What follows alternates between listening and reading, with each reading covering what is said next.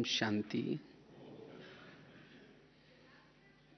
आज के क्लास का बहुत सुंदर विषय है ब्राह्मण जीवन में सेवाओं का महत्व। वैसे तो हमारा ये ईश्वरीय विश्वविद्यालय है। जैसे और दुनिया में जो विद्यालय होते हैं वहाँ कुछ विषय होते हैं और उस विषय अनुसार जब पास होते हैं वो डिग्री प्राप्त होते हैं, नौकरी मिलती है। इसी तरह हमारा भी ईश्वरीय विश्वविद्यालय है और इसी विद्यालय का लक्ष्य है देवता बनना। और देवता बनने के लिए हमारे 4 विषय हैं: ज्ञान, योग, धारणा और सेवा। तो चारों में भी हमें पास होना है, तब हमें डिग्री मिलेगी। डिग्री अर्थात ऊंच पद मिलेगा। और उसमें से भी महत्व का विषय है योग।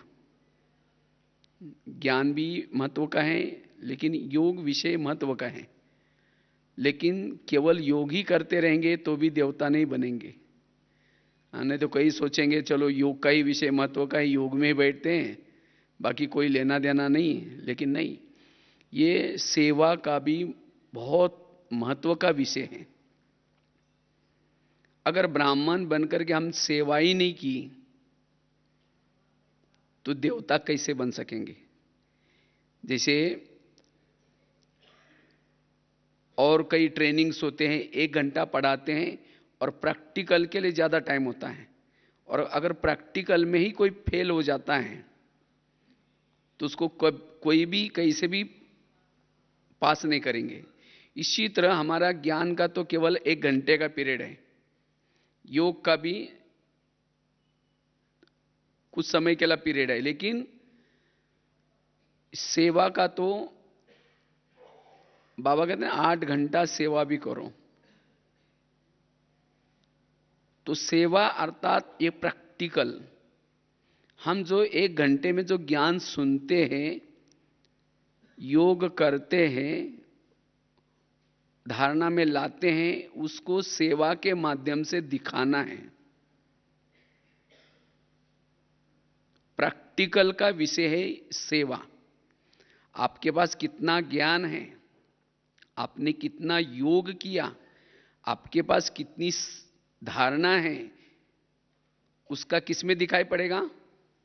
सेवा के माध्यम से वो दिखाई पड़ेगा। अगर हम सेवा ही नहीं करते, इसका मतलब हमने समझा ही नहीं, ज्ञान समझा ही नहीं, योग का अनुभव किया ही नहीं, धारणा की ही नहीं। इसीलिए बाबा कहते ना, बच्चे सबको संदेश दो। अगर नहीं देते इसका मतलब बाबा कहते तुमने समझा ही नहीं।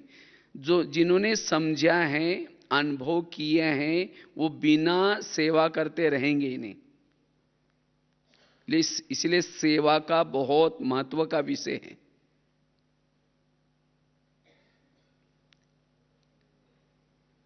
लेकिन सेवा के लिए पहले ज्ञान चाहिए, फिर योग चाहिए, फिर धारणा चाहिए, फिर सेवा। इसलिए सेवा के विषय में सबको कंपलसरी क्या करना है? पास होने हैं। और प्रैक्टिकल में अगर हमें ऊंच पद प्राप्त करना है, पास होना है, इसलिए प्रैक्टिकल में ज्यादा मार्क चाहिए। जो प्रैक्टिकल का विषय होता है उसमें ज्यादा मार्क चाहिए। अगर प्रैक्टिकल में हमारे पास मार्क नहीं है, वो अच्छी मार्क नहीं ले सकता। इसलिए सेवा का महत्व का विषय है। अगर हम ईश्वरीय सेवा करते हैं, ईश्वरीय सेवा करते हैं, सेवा से ऊंच पद मिलेगा। सेवा से हम बड़ों के संपर्क में आते हैं। अगर सेवा के क्षेत्र में आते हैं तो हमारे अंदर कितनी धारणा है, हमारे अंदर कितने गुण हैं, हम क्या गलत करते हैं, ये सब संगठन में आने से, सेवा क्षेत्र में उतरने से पता चलता है। इसलिए सेवाओं का महत्व है। जितना हम सेवा करते हैं व्यर्थों से बच जाते हैं। सेवा से हमें दुआएं मिलती हैं। जितना हम सेवा करते हैं उतना दुआएं मिलती हैं, और जिसके पास सेवाओं की दुआएं वो सदा खुश रहता है, फिर उसका योग भी और अच्छा लगेगा। सेवाएं करने से दुआएं मिलती हैं, और दुआएं परमधाम में जाने का विमान है। जिसके पास सेवाओं करके दुआएं प्राप्त की हैं उसको परमधाम में जाना बहुत इजी हो जाता है। अगर मैंने दुआएं नहीं ली, मेरे पास विमान ही नहीं, तो ऊपर कैसे पहुंचेंगे। और जितना हम सेवा करते हैं, जब आप भी बिजी रहते हैं सेवा में, तो माया आपके ऊपर वार नहीं करेगी। वो देखेगी ये सेवा कर रहा है, अच्छा काम कर रहा है। जब हम सेवा नहीं करते तब कभी माया वार भी कर सकती है। इसलिए सेवाओं से फायदा है। और जब हम सेवा में लगते हैं, सेवा करते हैं, तो बाबा कई हमारे अंदर गुण, कई विशेषताएं, कई कलाएं दे देता है गिफ्ट के रूप में। हमारे अंदर कोई विशेषता नहीं होती, कोई कला होती नहीं, लेकिन अगर हमारा दिल है कि बाबा की सेवा करने का, तो बाबा कई कलाएं, कई विशेषता हमारे अंदर गिफ्ट के रूप में दे देता है। इसलिए सेवा का यह फायदा है। सेवा करने से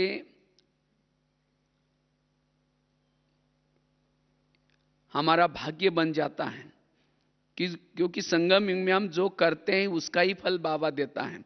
अगर संगम युग में हमने सेवा ही नहीं की तो भाग्य कैसे बनेगा। तो सेवाओं से हमारा भाग्य बनता है। जो सेवा नहीं करते उसका भाग्य नहीं बनता। सेवा से खुशी मिलती है। इसलिए हमें ब्राह्मण जीवन में क्या करना है, सेवाओं को भी महत्व देना है। सेवा एक तो वैसे तो सेवाएं अलग अलग प्रकार की है, लेकिन एक है कर्मणा सेवा, दूसरी है धन सेवा, तीसरी है ज्ञान दान करने की सेवा, वाचा सेवा, चौथी है मनसा सेवा।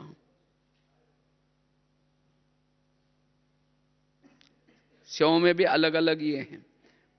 ऐसा नहीं कि हम कर्मणा सेवा नहीं कर सकते, तो बाकी और भी सेवा करके हम भाग्य बना सकते हैं। कोई भी बहाना नहीं बना सकता कि मेरे पास ये नहीं है। इसीलिए बाबा ने सेवाओं में भी अलग अलग प्रकार रखे हैं। तो कर्मणा सेवा, जब हम कर्मणा सेवा करते हैं, समझो जैसे मधुबन में अलग अलग डिपार्टमेंट्स बने हैं, सेंटर में भी कभी बड़े बड़े सेंटर होते हैं या छोटे सेंटर, तो जहां कर्मणा सेवा की आवश्यकता पड़ती है, लेकिन हमें क्या करना, उसमें इंटरेस्ट लेना है। अब कई क्या करते हैं, कर्मणा सेवा से किनारा करते हैं, नहीं जाएंगे। लेकिन नहीं, कर्मणा सेवा में हमें इंटरेस्ट लेना है। जो बाबा मम्मा ने भी कर्मणा सेवा की, हमें कर्मणा सेवा में भी इंटरेस्ट रखना है। जितना कर्मणा सेवा करते हैं, जैसे शुरू शुरू में यज्ञ में बाबा ने क्या किया, दादियों से भी साइकिल रिपेयरिंग करना, जूते सिलाई करना, मोटर रिपेयरिंग करना, आदि आदि प्रकार की सेवा कराई। क्योंकि कर्मणा सेवा करने से हमारे अंदर का अभिमान खत्म हो जाता है। हमारे अंदर हमारी ये पोजीशन है, ये पोस्ट है, ये भान खत्म हो जाता है। तो इसीलिए हमें कर्मणा सेवा में भी इंटरेस्ट लेना है।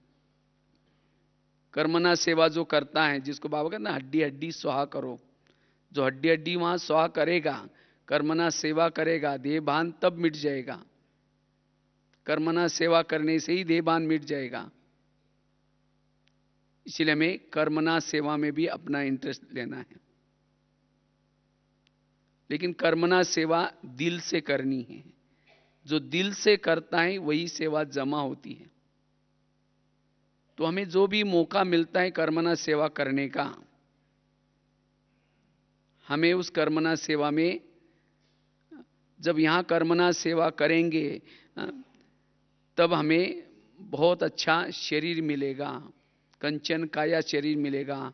अगर यहां हमने कर्मणा सेवा में शरीर नहीं लगाया और कई हमारे इस कर्मेंद्र के द्वारा जो विकर्म बने हैं, अगर कर्मणा सेवा करते हैं तो वो विकर्म भी का बोझ भी कम हो जाता है। इसलिए हमें जब जब ऐसे कोई मौका मिलता है और उसके लिए हम खुद ही ऑफर करना है, ये नहीं कि हमें कोई कहे कोई बोले तब हम ये करें, लेकिन हमारा अगर इंटरेस्ट है तो हमें सच चांस मिल जाता है। इसलिए कर्मणा सेवा में भी हमें हिस्सा लेना है। कर्मणा सेवा करने से भी हम बड़ों के संपर्क में आते हैं, नजदीक आते हैं, उनसे बहुत कुछ सीखने के लिए मिलता है। स्थूल में भी हमें कर्मणा सेवा करने से, स्थूल में भी हमें मिलता है फल, लेकिन साथ में सूक्ष्म रूप में सुख मिलता है। इसीलिए एक तो कर्मणा सेवा, दूसरी है धन सेवा। धन की भी सेवा हमें, क्योंकि इतना बड़ा यज्ञ है, अगर हम यहां धन लगाते तो हमें धन मिलता है। कईयों को क्या लगता है बाबा का बन गए तो हमें सब कुछ मिलने वाला है, लेकिन ऐसा नहीं। यहां हम जो करते हैं वही चीज हमें बाबा देता है, अनेक गुना करके देता है। अगर हमने यहां नहीं किया तो हमें कैसे बाबा देगा? हम कितना किया वो महत्व का नहीं है, लेकिन किस भावना से किया वो महत्व का है। अब कई कई धन से सेवा तो कर लेते हैं, उसके बाद फिर सोचते हैं हमने बहन जी को तो सोफा लाने के लिए पैसे दिया था, अब बहन जी ने तो सोफा तो लाया ही नहीं। फिर बहन जी के प्रति डाउट लेंगे, तो ऐसा धन फिर जमा नहीं होता। हमने दिया बाबा के घर में, हमारा जमा हो गया, उसके बाद क्या हुआ हमें सोचने की जरूरत नहीं है। नहीं तो हम क्या करते हैं, दे करके फिर सोचते हैं वो पता नहीं क्या किया होगा, पता नहीं ये किया होगा। तो इसीलिए गुप्त दान महापुण्य। इसलिए धन से भी सेवा करनी है, कर्मणा सेवा भी करनी है। जो सेवा करता है उसको ही मिलता है। कहते एक बहू थी, शादी से पहले बहुत दान पुण्य करती थी, लेकिन जब उसकी शादी होती है दान पुण्य नहीं करती, क्योंकि उसकी शादी हुई थी एक सेठ जी के घर में हुई थी। वो थे सेठ जी, लेकिन नाम के सेठ जी थे, लेकिन थे कंजूस। तो एक बार की बात है, उनका पूरा उस शहर में बहुत बड़ा महल था, बड़ा घर था। तो एक बार वो शाम के समय ऐसे बाहर बैठे थे, घर के बाहर। तो सास बैठी थी, ससुर बैठे थे, पति बैठे थे। तो इतने में एक सन्यासी आया और सन्यासी ने वो बहू को भिक्षा मांगी, मुझे थोड़ी भिक्षा दो। तो बहू क्या कहते हैं, मैं बासी खाती और भूखी सोती हूं, तुमको कहां से दूं? तो सास को तो बड़ा गुस्सा आया, हम तो इतने बड़े घर के हैं, हमारा पूरा सभी तरफ नाम है, ये सेठ जी है, और बहू क्या बोल रहे हैं, बासी खाती और भूखी सोती हो, तुमको कहां से दूं? लेकिन उस सन्यासी था, इसलिए उसने कुछ नहीं बोला। दोबारा वो सन्यासी कहता है मुझे थोड़ी भिक्षा दो। दोबारा वो बहू कहते सुना नहीं तुमने, मैं खुद बासी खाती और भूखी सोती, तुमको कहां से दूं? सन्यासी तो चला गया। सास उठ करके उस बहू को 2 थप्पड़ लगाती, कहते तुमने तो मेरा नाम खराब किया, मैंने तुमको कब बासी खिलाया, कब भूखा सुलाया? तब बहू फिर दोबारा कहते हैं हाँ मैं बासी खाती और भूखी सोती हूं। कहते आज मेरी शादी सेठ जी के घर में हुई है, ये तो मेरे पिछले जन्मों के कर्मों का कोई फल है, जिसके कारण मेरी शादी सेठ जी के घर में हुई। तो माना पिछले जन्मों का मैं खा रही हूं, इसलिए मैंने कहा कि मैं बासी खाती हूं, पिछले जन्मों का खाती हूं। और भूखा सोती है अर्थात आप लोग मुझे अगले जन्म के लिए कुछ करने नहीं दे रहे, दान पुण्य करने के लिए नहीं दे रहे, इसीलिए मैंने कहा कि बासी खाती हूं और भूखी सोती हूं। तो सास को लगा हाँ बात तो सही है। तो कहता है ठीक है, जो घोड़े के लिए जो चने पीसे हैं उसको दिया करो। तो उसको लगता हाँ थोड़ा तो उसको दान पुण्य करने की आदत तो बन गई। तो एक दिन उसके मन में आता है अगर मैं चने दूंगी तो मुझे अगले जन्म में क्या मिलेगा, बोरी की बोरी चने ही मिलेंगे। तब उसकी सास कहते अच्छा अब जो चाहिए दे दो। इसी तरह हमें भी चेक करना है कहीं हम बासी खा करके भूखा तो नहीं सो रहे।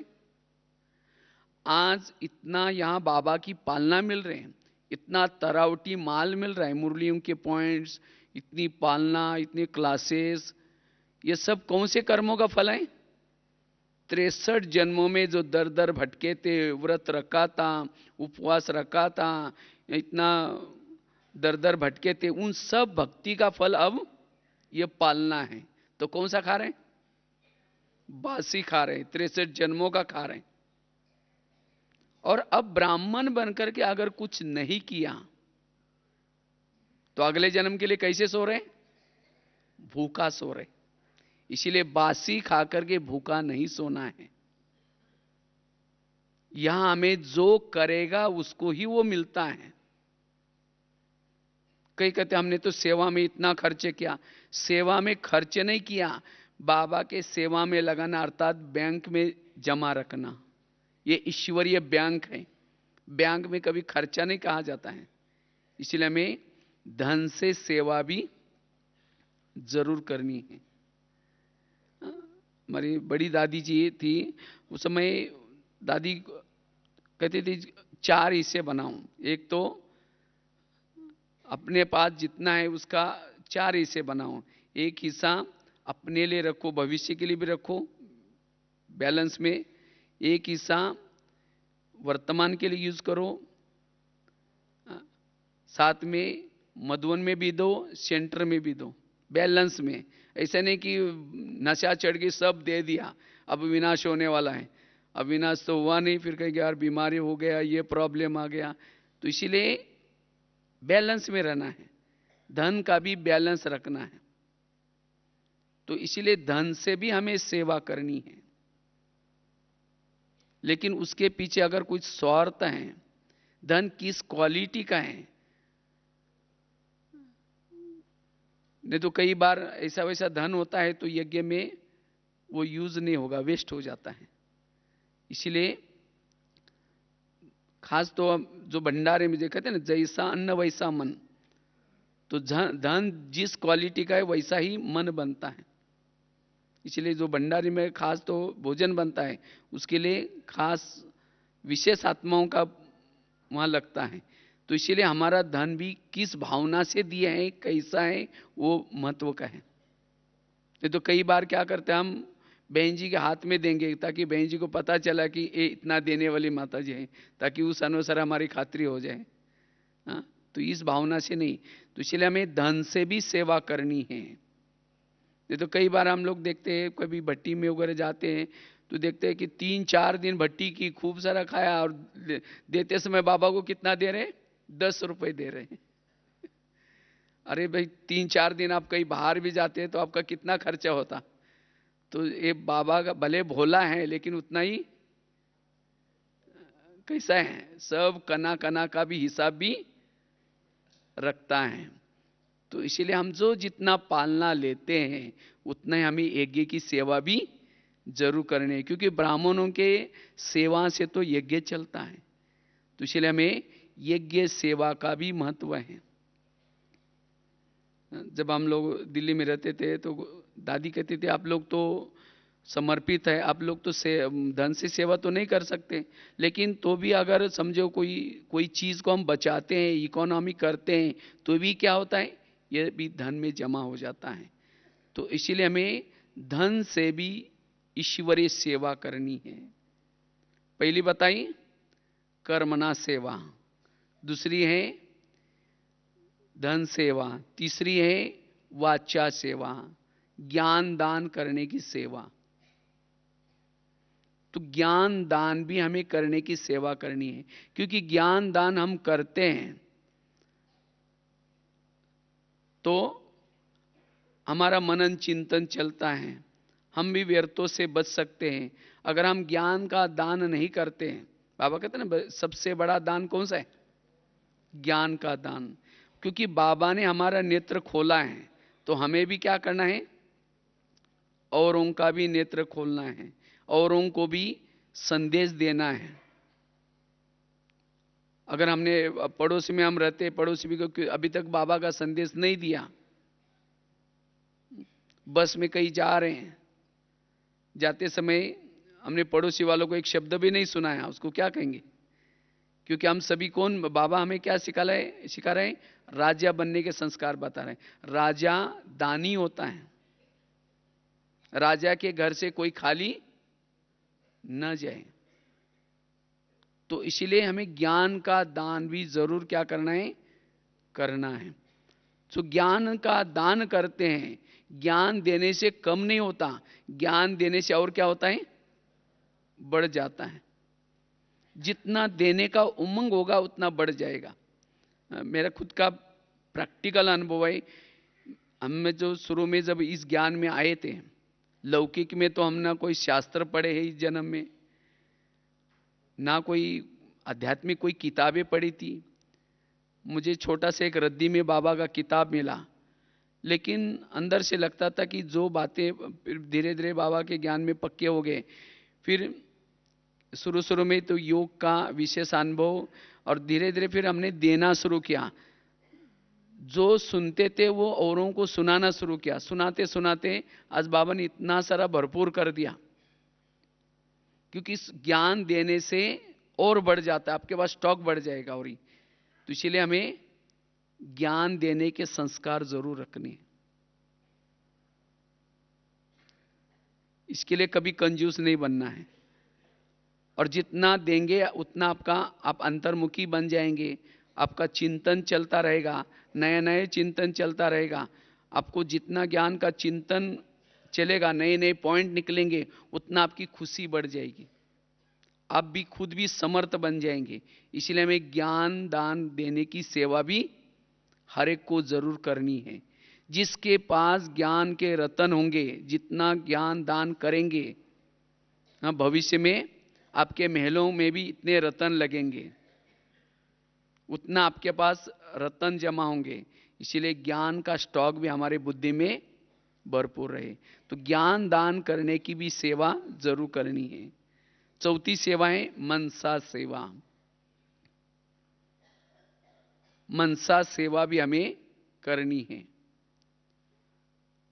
क्योंकि मनसा सेवा से अनेक आत्माओं को, समझो आप घर से कहीं बाहर नहीं जा सकते हैं, आपको बंधन है, मनसा सेवा तो कर सकते हैं। और मनसा सेवा वर्तमान समय बहुत जरूरी है। अनेक आत्माओं को दुख है, परेशानी है, तो आप अपनी स्थिति बना करके एक आधा घंटा टाइम निकाल करके योग में भी बैठ करके आप सकाश दे सकते हैं, वाइब्रेशन फैला सकते हैं। और उसके लिए अभी तो महारथी किसको कहते हैं? जो ज्ञान सुनाते हैं, जो धन से सेवा करते हैं, उनको तो खास महारथी बोलते हैं। लेकिन आगे चल करके जो मनसा सेवा करेंगे उनको महारथी कहा जाएगा,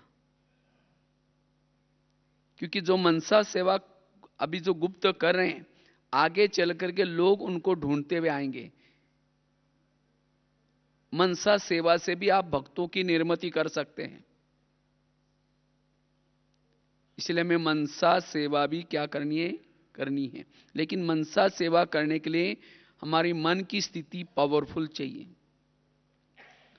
मन शक्तिशाली चाहिए, व्यर्थों से मुक्त मन चाहिए, बुद्धि हमारी स्वच्छ चाहिए, स्थिति हमारी अच्छी चाहिए, तब मनसा सेवा कर सकते हैं। लेकिन अगर ये चारों भी जो सेवा एक साथ में जो करता है, वो है तीव्र पुरुषार्थी। एक साथ में कितनी तीनों चारों सेवा, धन से भी सेवा कर रहे हैं, मनसा सेवा भी कर रहे हैं, कर्मणा सेवा भी कर रहे हैं, और चारों अगर करेंगे, बाबा ने कहा ना तीव्र पुरुषार्थी बनो, तो इसीलिए एक साथ में 3-4 सेवा करके हमें तीव्र पुरुषार्थी बनना है, लास्ट सो फास्ट जाना है। इसीलिए ब्राह्मण जीवन में सेवाओं का बहुत बड़ा महत्व है। जो सेवा करते हैं बाबा के राइट हैंड बन जाते हैं, बाबा उसको बहुत पसंद करता है। केवल सुनते हैं, औरों को नहीं सुनाते हैं। जैसे माँ बाप को कौन से बच्चे अच्छे लगते हैं? हाँ, जो कमाते हैं, घर में बैठते हैं, वो अच्छे नहीं लगते। इसी तरह सेवा करने वाले बाबा को अच्छे लगते हैं। इसलिए हमें ब्राह्मण जीवन में सेवा जरूर करनी है, और सेवा करने से खुशी बढ़ेगी, उमंग बढ़ेगा, उत्साह बढ़ेगा, और उससे ही ब्राह्मण सब मिल करके अगर सेवा करेंगे, बाबा की प्रत्यक्षता हो जाएगी। राजा कौन बनता है, दासी कौन बनता है, ये सब सेवाओं के आधार से ही पक्का हो जाएगा।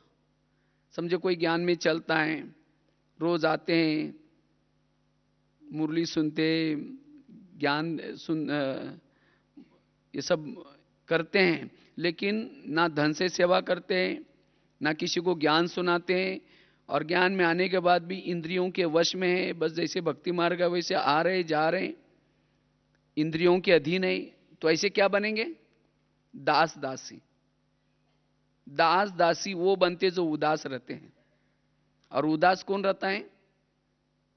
जो किसी की सेवा नहीं करता, जो इंद्रियों के दास हैं, कर्मेंद्रिय के वश में है, वो कौन रहता है? कैसे रहता है? उदास। जो किसी का श्रृंगार नहीं करते, वो श्रृंगार करने वाली बनती है। श्रृंगार कौन कराती है? दासियां। तो दासी तो नहीं बनना ना, इसलिए हमें जरूर किसी का श्रृंगार करना है। और समझो कोई ज्ञान में चलते हैं,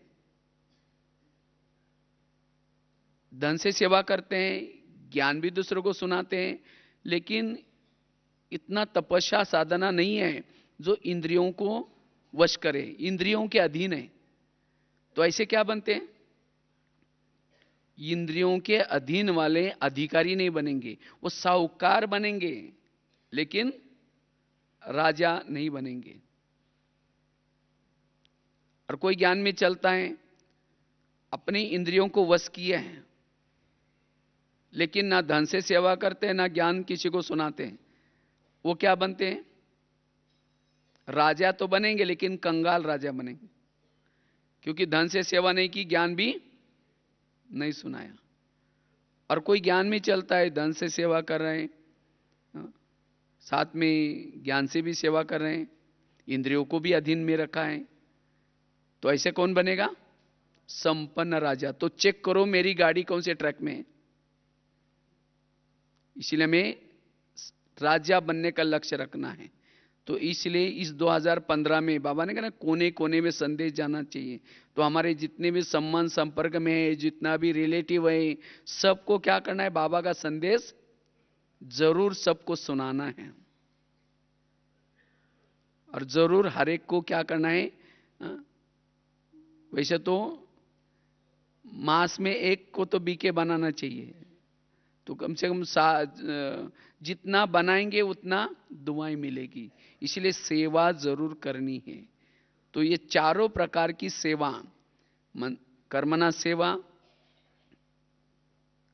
धन सेवा, वाचा सेवा, और साथ में मनसा सेवा। मनसा के लिए भी हमें टाइम निकाल करके मनसा सेवा जरूर करनी है, क्योंकि हमारे अपने भगत पुकारे हैं।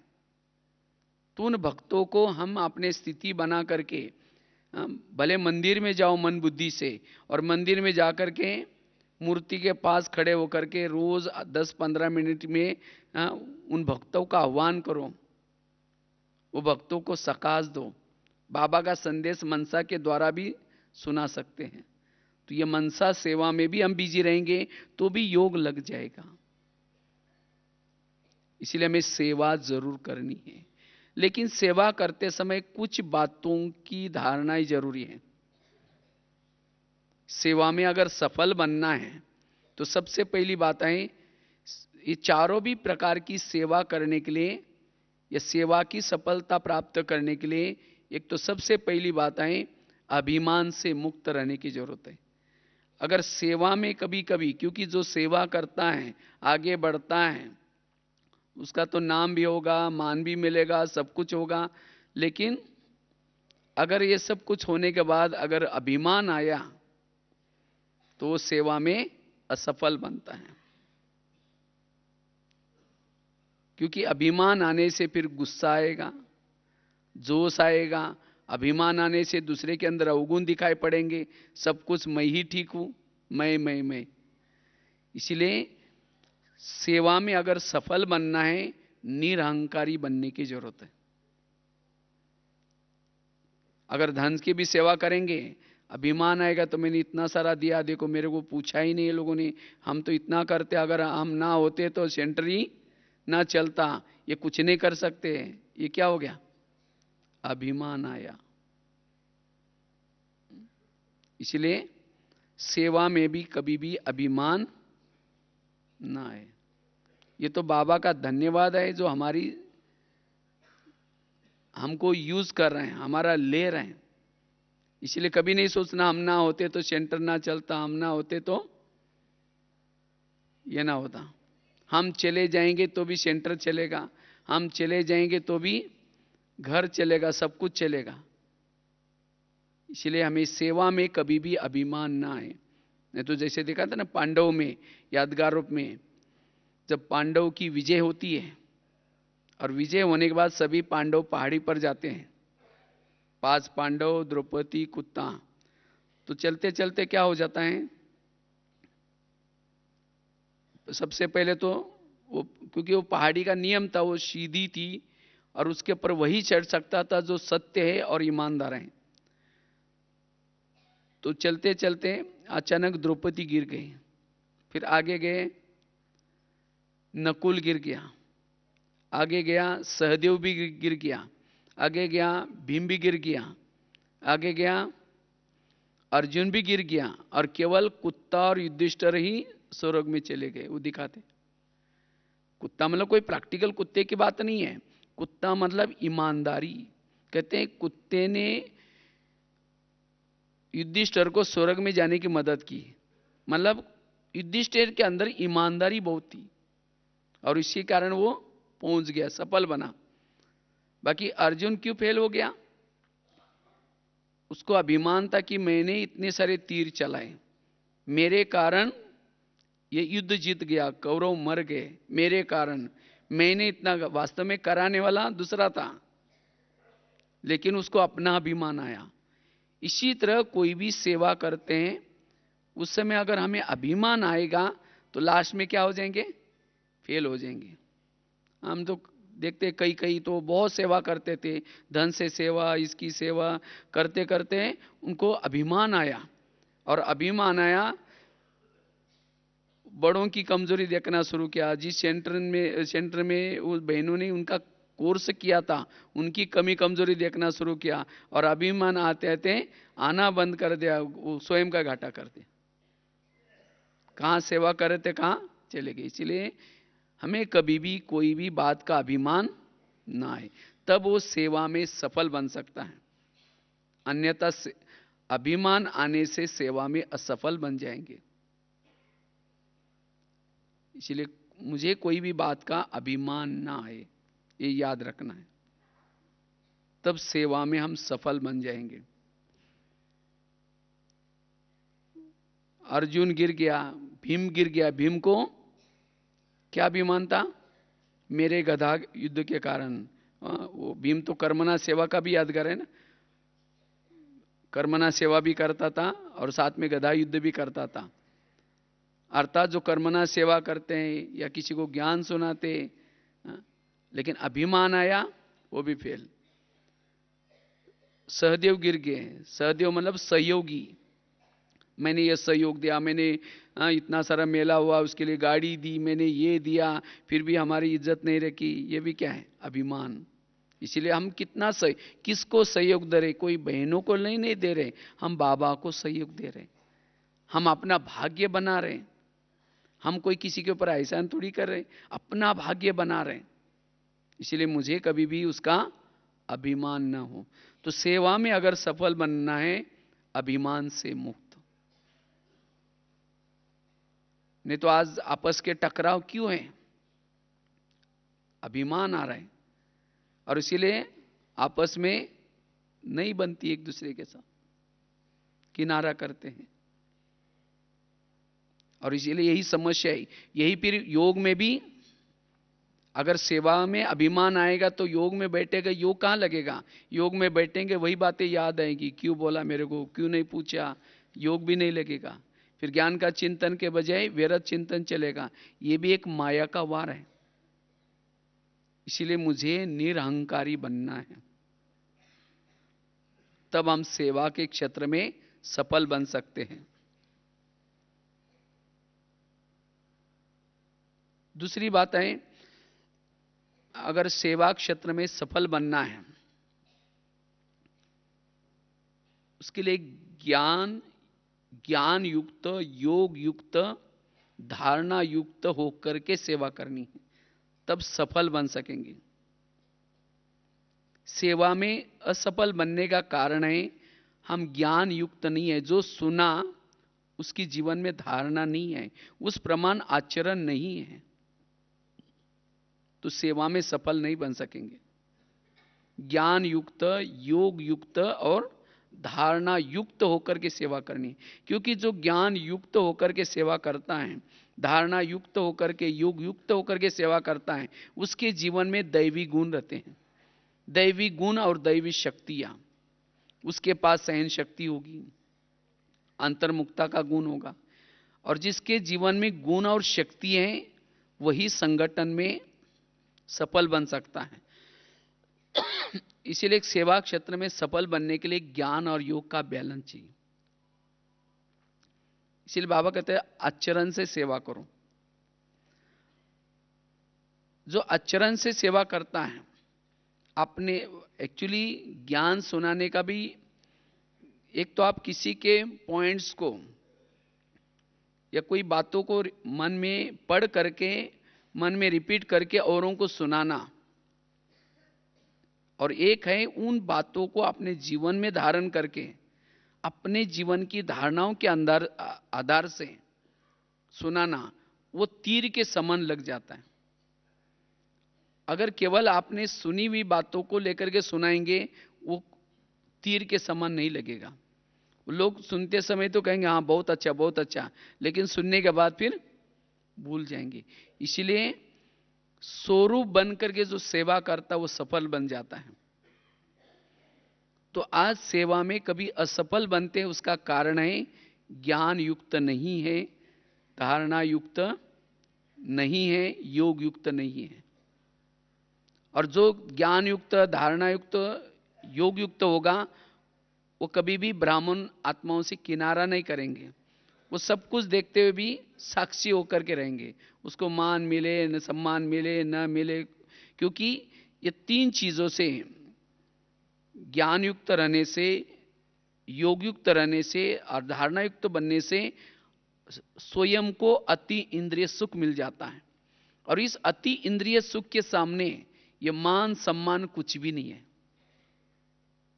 उसको मान सम्मान की कोई भी भूख नहीं होगी। वो हर तरह से लगन में मगन होकर के सेवा करेगा। और जो लगन में मगन होकर के सेवा करता है, उस सेवा भी सफल होती है। और ऐसी सेवा से लोग गुणों को भी सीखेंगे आपके द्वारा।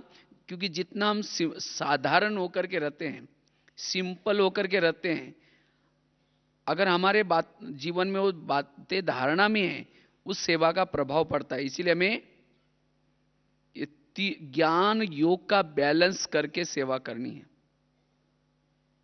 और तब हम सेवा में बहुत अच्छा सफल बन सकते हैं। पहली बताई सेवा में सफल बनने के लिए निरहंकारी स्थिति। दूसरी बताई ज्ञान, योग और धारणा का स्वरूप बन करके सेवा। तीसरी है जितना हम श्रीमत प्रमाण सेवा करते हैं उतना सेवा में सफल बन सकते हैं।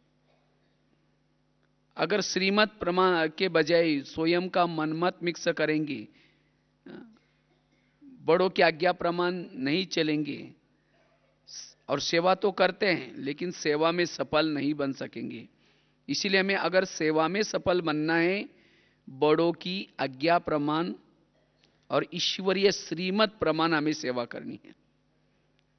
हमने तो कई ऐसे भी देखे कि बहुत सेवा करते थे लेकिन बड़ों की इज्जत बिना लिए अपने मनमत प्रमाण बहुत सेवा की, लेकिन आज सेवा में वो नहीं है, मन मत परमत। तो इसलिए जो मन मत और परमत प्रमाण सेवा करता है वो सेवा में सफल नहीं हो सकता। इसीलिए अगर सेवा में हमें सफल बनना है, सदा ही श्रीमत प्रमाण सेवा करनी है। जितना श्रीमत प्रमाण सेवा करते हैं उतना सेवा में बड़ों की दुआएं, और बड़ों की दुआएं यही हमारे सेवा का सफलता का आधार है। इसलिए हमें सदा ही कुछ भी करना है पूछ करके करना है। जो भी आत्माएं निमित्त हैं उस निमित्त आत्माओं को पूछ करके करना है। अगर हमें ना बोलते हैं तो भी, नहीं तो कई कहते हैं हम बहुत आगे बढ़ना चाहते हैं, बहुत कुछ करना चाहते हैं, लेकिन हमें मौके नहीं मिलते, कोई चांस ही नहीं देता, और इसीलिए फिर जो निमित्त है उनके प्रति नफरत पैदा होते हैं, फिर उनसे ये करेंगे, उनका परिचिंतन करेंगे। लेकिन अगर आपको कोई चांस नहीं देता उसमें भी कुछ ना कुछ कल्याण है। वो कमी उनकी नहीं, कमी मेरी है। जरूर मेरे पास उस बातों की कमी है, इसके कारण मुझे वो चांस नहीं मिल रहे हैं। मेरे पास वो योग्यता नहीं है, मुझे योग्यता भरनी है। जो योग्य होंगे उसको बाबा चांस जरूर देता है।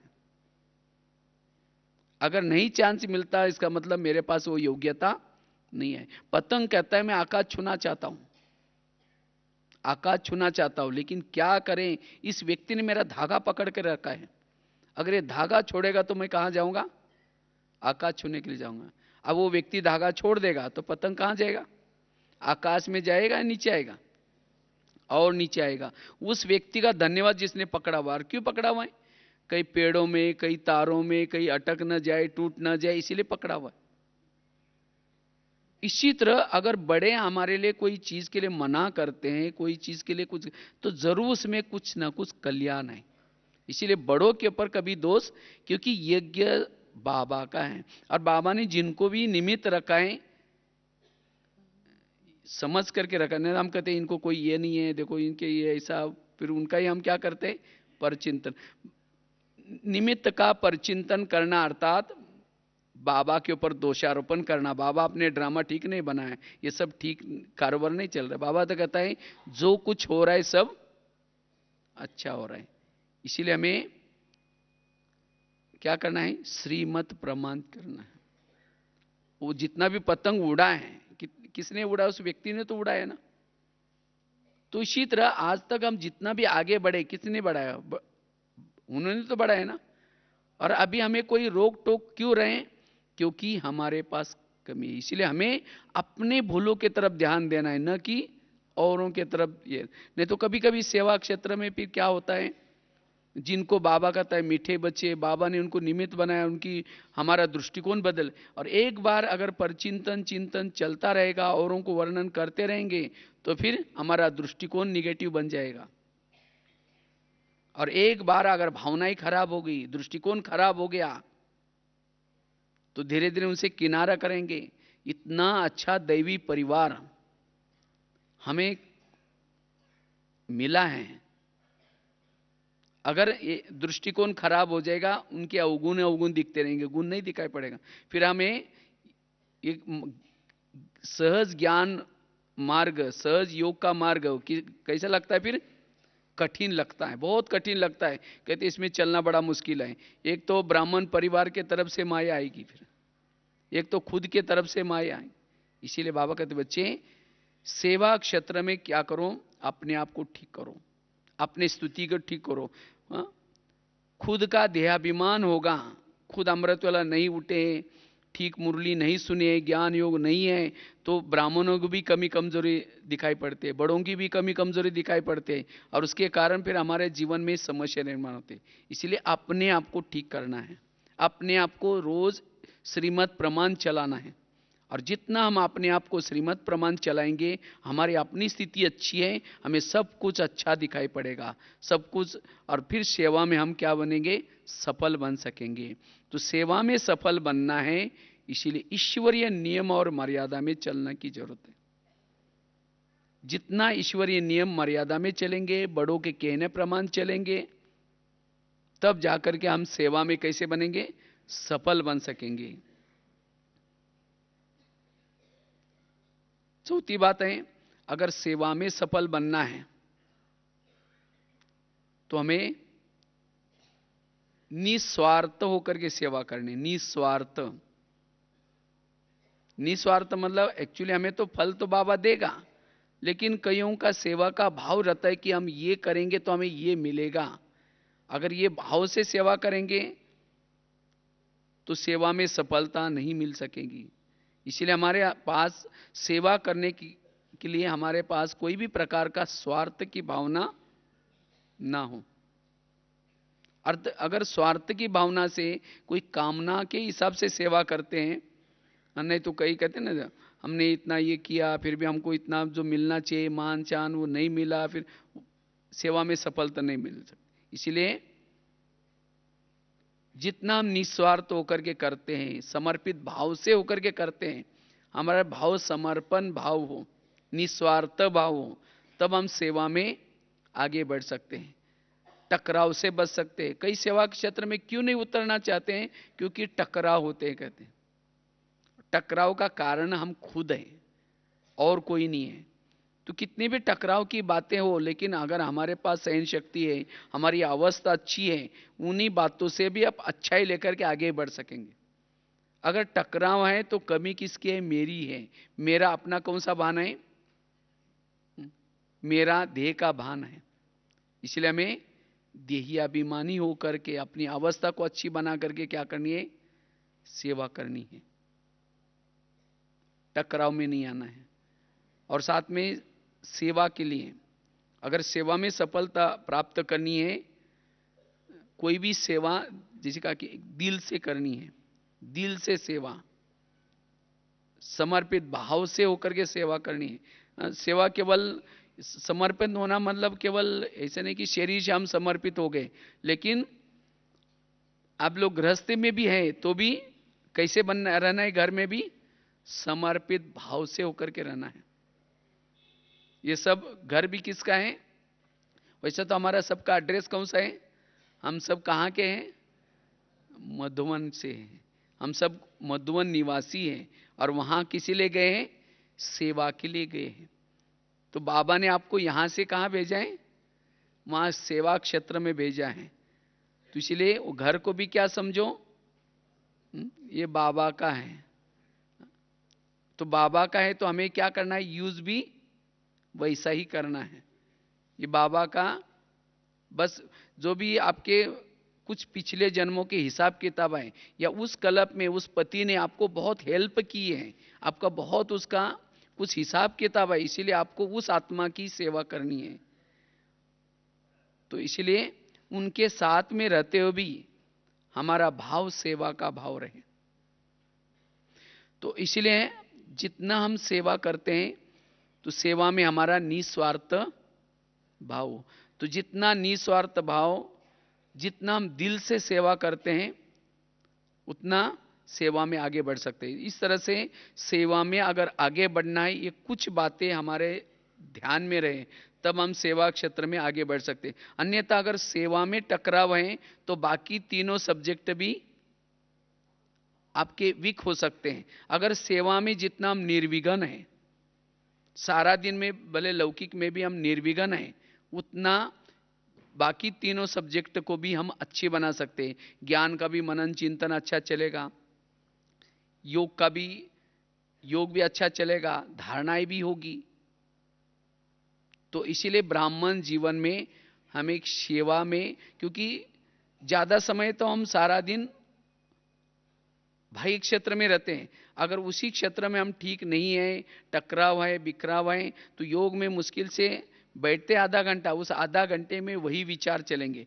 तो जितना सारा दिन हम सेवा क्षेत्र में जितना हल्के रहेंगे, लाइट होकर के रहेंगे, ज्ञान को अप्लाई कर करके रहेंगे, तब हमारा योग भी अच्छा रहेगा, ज्ञान का भी बहुत अच्छा अच्छा चिंतन चलेगा।